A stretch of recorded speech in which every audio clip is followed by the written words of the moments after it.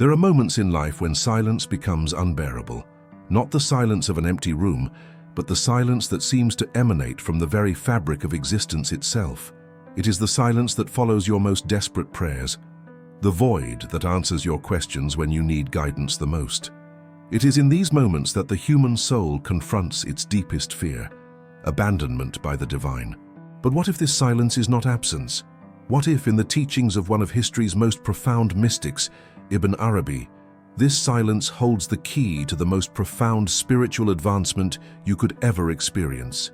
Ibn Arabi, the 12th century Andalusian philosopher and Sufi master, understood something that most of us spend our entire lives avoiding, that the journey toward truth often requires us to walk through the valley of divine silence. He called it the darkness of bewilderment, a state where all certainties dissolve, where God seems to retreat into an impenetrable mystery. Yet for Ibn Arabi, this was not a punishment or a test of faith in the conventional sense. It was an invitation to a deeper understanding of reality itself. Consider for a moment the nature of your relationship with silence. When you pray and hear nothing back, what happens inside you? Most people experience panic, a desperate need to fill the void with something, anything. We create narratives to explain the silence. Perhaps we are unworthy. Perhaps we have sinned. Perhaps God has turned away from us. But Ibn Arabi would ask you to pause before rushing to these conclusions. He would ask you to consider that perhaps the silence is speaking in a language you have not yet learned to understand. The human mind is designed to seek patterns, to find meaning in chaos, to hear answers in the noise of existence. But what happens when there is no noise? What happens when the usual signs and symbols that guide us vanish? For most, this is terrifying. For Ibn Arabi, it was the beginning of true wisdom. He taught that God reveals himself not only through presence but through absence, not only through clarity but through obscurity. The divine silence, he argued, is a form of communication that transcends words, concepts, and even feelings. Think about how you navigate the world. You rely on feedback, on responses, on confirmation that you are moving in the right direction. When you speak, you expect to be heard. When you act, you expect consequences. When you pray, you expect some form of answer, even if it is simply the feeling of being heard. But what Ibn Arabi understood, and what he spent his life trying to convey, is that this expectation itself is a limitation. It confines the divine to human terms, to human timescales, to human modes of communication. In his masterwork, the Fusus al-Hikam, Ibn Arabi explores the paradox of divine manifestation. He writes about how God is simultaneously near and far, present and absent, knowable and unknowable. This is not a contradiction, but a reflection of the infinite nature of the divine. When you experience God's silence, you are not experiencing God's absence. You are experiencing the limits of your own perception, the boundaries of your understanding. And it is precisely at these boundaries that transformation becomes possible. The silence that feels like abandonment might actually be the most intimate form of divine presence you have ever encountered. Ibn Arabi teaches that God is closer to you than your jugular vein, that the divine permeates every aspect of existence. But this closeness can be so absolute that it becomes invisible. It is like asking a fish to describe water. The fish lives in water, breathes through water, exists because of water, but it has no concept of water because it has never experienced anything else. Similarly, when God's presence becomes so total, so encompassing, it can feel like absence because there is no contrast, no separation to make it perceptible. This is where the journey through silence begins. It is not about finding God in the silence. It is about recognizing that the silence itself is divine speech in its purest form. Ibn Arabi speaks of the breath of the All-Merciful, the continuous act of divine creation that sustains every moment of existence. This breath is constant, unwavering, but it makes no sound. It requires no fanfare. It simply is. When you strip away all the noise, all the conceptual frameworks, all the expectations, what remains is this: pure existence, pure being, the silent hum of reality itself. But how do you move forward when everything feels still? How do you take the next step when there are no signs, no confirmations, no divine reassurances? Ibn Arabi offers a radical answer. You must learn to act without knowing, to trust without evidence, to love without reciprocation. This is not blind faith in the conventional sense. It is something far more challenging and far more profound. It is the recognition that the need for certainty is itself a barrier to truth. Most spiritual traditions promise answers. They promise that if you pray hard enough, meditate long enough, follow the right practices, you will receive guidance. You will know what to do. You will feel God's presence. But Ibn Arabi dismantles this promise. He suggests that the highest form of spiritual realization comes not when you finally hear God's voice, but when you realize that you have been hearing it all along, in every moment of silence, in every unanswered prayer, in every experience of confusion and doubt. This requires a fundamental shift in how you understand divine communication. Words are limiting. They point to things, create categories, establish boundaries. When God speaks in words, when answers come clearly and distinctly, they necessarily reduce the infinite to the finite, the absolute to the relative. But silence contains everything. It excludes nothing. In silence, all possibilities remain open. In silence, the divine is not confined to a particular message or meaning. In silence, you are invited to participate in the mystery rather than solve it. Ibn Arabi calls this state perplexity or bewilderment, and he considers it one of the highest spiritual stations. To be bewildered is to be stripped of all false certainties, to stand naked before the infinite complexity of existence.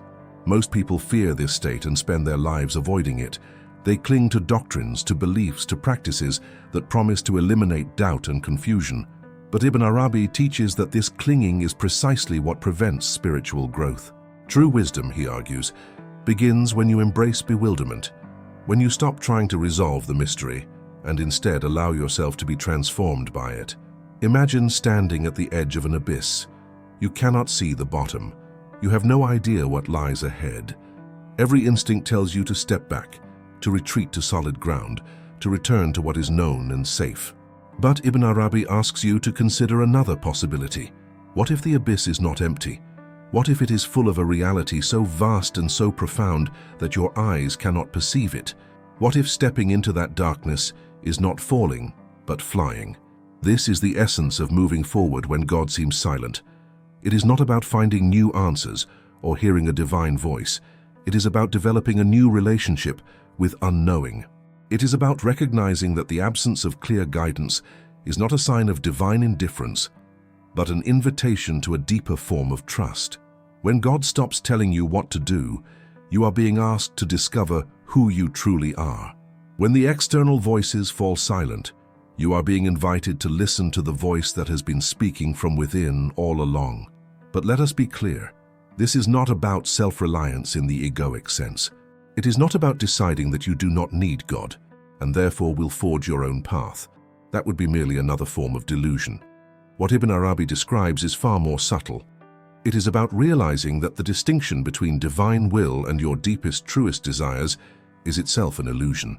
When you act from the core of your being, when you move from a place of authentic presence rather than conditioned reaction, you are already aligned with the divine flow. The silence is not asking you to find God. It is asking you to recognize that God has never been separate from you. This teaching confronts one of the deepest fears of the spiritual seeker, the fear that without external confirmation, we will lose our way. We worry that if we do not hear God's voice telling us to go left or right, we will make the wrong choice.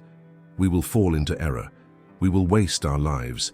But Ibn Arabi challenges this entire framework. He suggests that the concept of a wrong choice is itself based on a limited understanding of divine reality. In the infinite expanse of existence, every path leads somewhere. Every experience has value. Every moment is a manifestation of the divine unfolding. This does not mean that actions do not have consequences or that ethical considerations are irrelevant.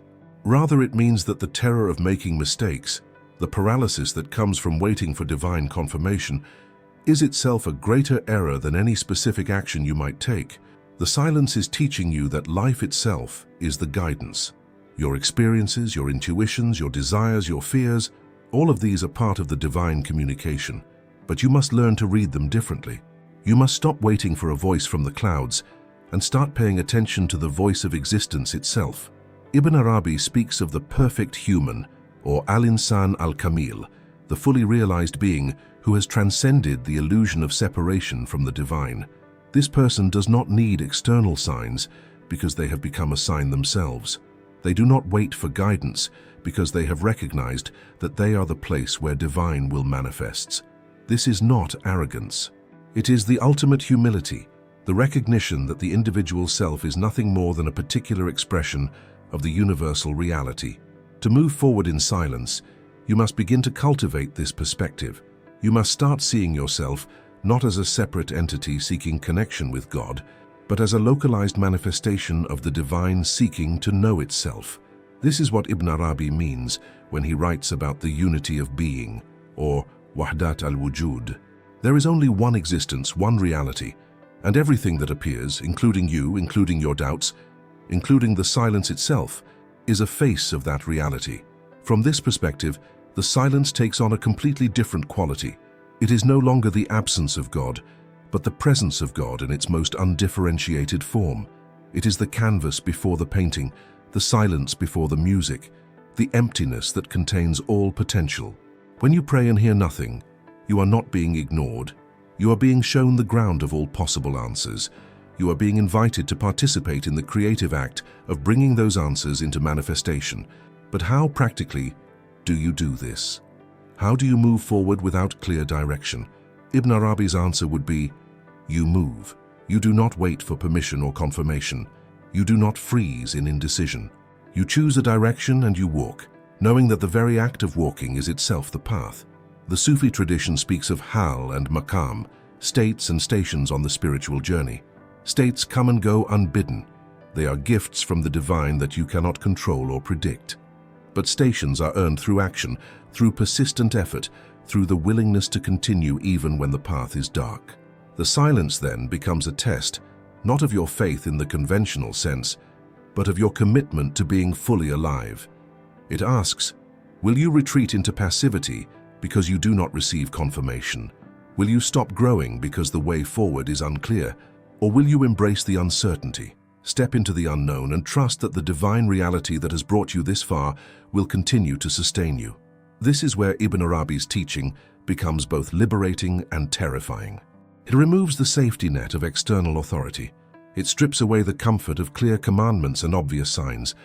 But in doing so, it opens up a space for authentic existence, for genuine freedom, for the possibility of becoming who you truly are, rather than who you think you should be. Consider the nature of love. When you love someone deeply, do you require constant verbal affirmation? Do you need them to tell you every moment that they love you? Or does the love itself create a space of trust, a bond that exists beyond words? The silence between lovers who truly know each other is not empty. It is full of shared understanding, of mutual recognition, of a connection so deep that words would only diminish it. Ibn Arabi suggests that the silence of God is similar. It is not the silence of strangers, but the silence of intimates, the silence that exists when nothing more needs to be said because everything is already understood. Yet we must acknowledge the pain. The silence hurts. The feeling of abandonment is real. Ibn Arabi does not dismiss this suffering. He himself experienced what he called the overwhelming moments when the divine presence was so intense, yet so incomprehensible, that it shattered all his concepts and left him in a state of utter confusion. He wrote about nights of weeping, of feeling lost, of not knowing whether he was on the right path or had fallen into complete delusion. His honesty about these experiences is what makes his teaching so valuable.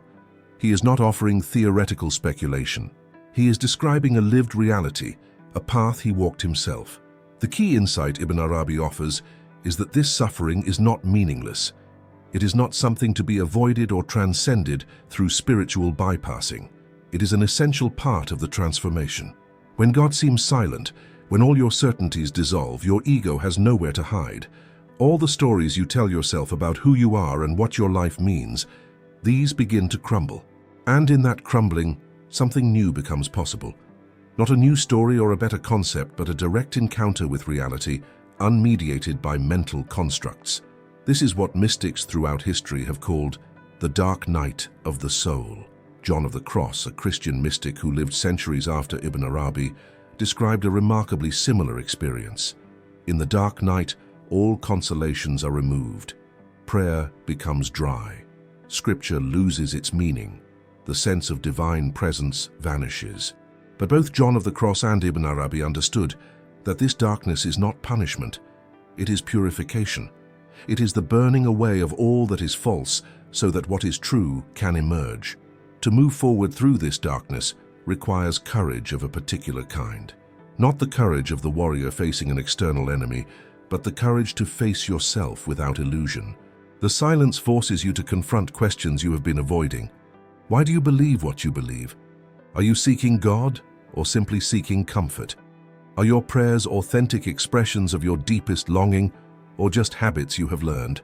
When the external validation is gone, you must decide who you are and what you truly want. Ibn Arabi teaches that this process of self-examination is itself a form of divine guidance. The silence is not refusing to guide you. It is guiding you to the only source of truth that matters, your own direct experience. Not experience filtered through doctrine or tradition or the opinions of others, but the raw, immediate encounter with reality that happens in every moment when you are fully present. This brings us to one of Ibn Arabi's most profound and challenging teachings, the concept that every experience is a theophany, a manifestation of the divine. When God seems silent, that silence is itself a divine manifestation. When you feel abandoned, that feeling of abandonment is God showing you something about the nature of existence. Nothing is outside the divine reality. Nothing is separate from the continuous act of creation. Even your doubt, even your despair, even your sense of being utterly alone, these are faces of the infinite revealing itself to you. If you can hold this perspective, even for a moment, the silence begins to transform. It stops being an obstacle and becomes a teacher. What is it teaching? It is teaching you that your need for certainty is a form of attachment. It is teaching you that the divine cannot be contained in concepts or predictions. It is teaching you that true faith is not about believing particular propositions, but about remaining open to reality exactly as it is, without needing it to conform to your expectations. This is radical acceptance, but it is not passive resignation. It is an active engagement with life that does not depend on particular outcomes. You continue to pray, but you do not pray to receive answers. You pray because prayer itself is a form of presence, a way of acknowledging the mystery. You continue to seek, but you do not seek to find. You seek because seeking itself is a form of aliveness, a way of remaining engaged with existence. Ibn Arabi speaks of the perpetual renewal of creation, the idea that existence is not a static thing, but a continuous process of coming into being. In every moment, the universe is being created anew. In every moment, you are being created anew. The silence you experience is not the absence of this creative process. It is the space in which that process occurs. It is the pause between breaths, the gap between thoughts, the stillness from which all movement emerges.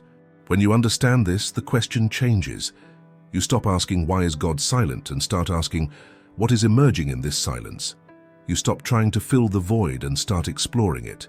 You stop demanding answers and start living the questions. This is what the poet Rainer Maria Rilke meant when he wrote about loving the questions themselves, and perhaps one day, without noticing, living your way into the answers. But Ibn Arabi goes further than Rilke. He suggests that the questions and the answers are not separate. The act of questioning is itself the divine activity. Your longing for God is God's longing for you. Your search for meaning is existence searching for itself. The distinction between seeker and sought dissolves. You realize that you have never been separate from what you are seeking, that the journey itself was the destination all along. This realization does not come through intellectual understanding. You can read these words, you can comprehend the concepts, but until you have lived through the silence, until you have felt the terror of apparent abandonment and chosen to continue anyway, the teaching remains abstract. Ibn Arabi knew this. He wrote his complex philosophical treatises not to provide information but to create a space where transformation could occur. He used paradox and poetry to break down the reader's habitual ways of thinking, to create cracks in the edifice of certainty through which the light of direct insight might shine. So how do you move forward? You begin by accepting exactly where you are, not in a resigned way but in a deeply attentive way. You feel the silence, you acknowledge the pain, you allow yourself to not know. And then, without waiting for permission or assurance, you take a step. Not because you know it is the right step, but because stepping is what living beings do. You make a choice, you take an action, you engage with life, and you pay attention to what happens. This is the practice Ibn Arabi recommends: radical presence combined with radical acceptance. You stay fully engaged with your experience while simultaneously holding it lightly, knowing that whatever is happening is just one particular manifestation of an infinite reality. You make commitments while remaining unattached to outcomes. You love deeply while recognizing that love itself is the point, not the particular form it takes. The silence of God, from this perspective, is not a problem to be solved, but a reality to be embraced. It is the space of freedom, the absence of coercion, the invitation to authentic choice. If God spoke to you clearly, telling you exactly what to do, you would have no freedom. You would be merely following instructions. But in the silence you must decide. You must create. You must become a participant in the divine unfolding rather than a passive recipient of commands. This is perhaps the deepest meaning of being created in the image of God. You are capable of creation. Not creation from nothing in the absolute sense, but creation in the sense of bringing forth new forms, new possibilities, new expressions of the infinite reality. Your life is your creation. Your choices shape the particular way the divine manifests through you. The silence gives you the space to create without predetermined constraints. Ibn Arabi understood that this creative freedom is both a gift and a burden. It means you cannot blame God for your life. You cannot say, "I was just following orders," or "I was waiting for a sign." You must own your choices, your actions, your life. But ownership is not the same as control. You are responsible for your choices, but you cannot control their consequences. You participate in creation, but you do not determine it. You are both utterly significant and utterly insignificant, a unique expression of the infinite that remains always just one expression among infinite possibilities. To live with this paradox, to hold both the importance and the insignificance of your existence simultaneously, is what Ibn Arabi calls wisdom. It requires a flexibility of mind and heart that most people never develop. It requires the ability to act decisively while remaining unattached. It requires commitment without rigidity. It requires faith without certainty. It requires love without possession. These are not abstract virtues. They are practical orientations that change how you navigate everyday life. When faced with a decision and God seems silent, you do not freeze. You gather what information you can. You consult your deepest values and intuitions, and you choose. You commit to your choice fully, giving it your complete energy and attention. But you also remain open to the possibility that you were wrong, that circumstances will change, that new information will emerge that requires a different direction. You learn to dance with uncertainty rather than be paralyzed by it. This dance is the spiritual practice Ibn Arabi offers. It is not about retreating from the world into contemplation, though contemplation has its place. It is not about blindly following rules or traditions, though wisdom can be found in heritage. It is about showing up fully for your life exactly as it is, with all its confusion and pain and beauty, and choosing to engage with it authentically. It is about recognizing that the silence you fear is actually the pregnant pause before creation, the open space where anything is possible. In the end, Ibn Arabi's teaching offers no comfort in the conventional sense. He does not promise that the silence will end or that clear answers will come. He does not assure you that if you practice correctly, you will finally hear God's voice. What he offers instead is a complete reframing of the question. The silence is not an absence to be remedied, but a presence to be recognized. God has never been silent. You have simply been listening for the wrong kind of sound. The divine speaks in the rustling of leaves, the beating of your heart, the ache of longing, the moment of choice, the experience of beauty, the encounter with suffering. Every aspect of existence is divine speech if you have the ears to hear it. But hearing this speech requires letting go of your preconceptions about what divine communication should sound like. It requires developing a sensitivity to the subtle, the implicit, the mysterious. This is why Ibn Arabi places such emphasis on bewilderment. Bewilderment strips away false clarity. It removes the comfortable certainties that actually prevent you from seeing what is. When you think you understand, you stop paying attention. When you believe you have the answer, you stop exploring. But when you are bewildered, when you genuinely do not know, you must stay present. You must keep looking, keep listening, keep feeling. And in that state of heightened awareness, you begin to notice what you have been missing all along. The question is not how to move forward when God seems silent. The question is how to recognize that God has never been silent, that the silence itself is the most profound form of divine communication, and that your willingness to move forward without clear answers is itself the faith that transforms you. The path is not revealed before you walk it. It is created by your walking. And with each step into the unknown, you become more fully yourself, more fully alive, more fully present to the infinite mystery that breathes through every moment of existence.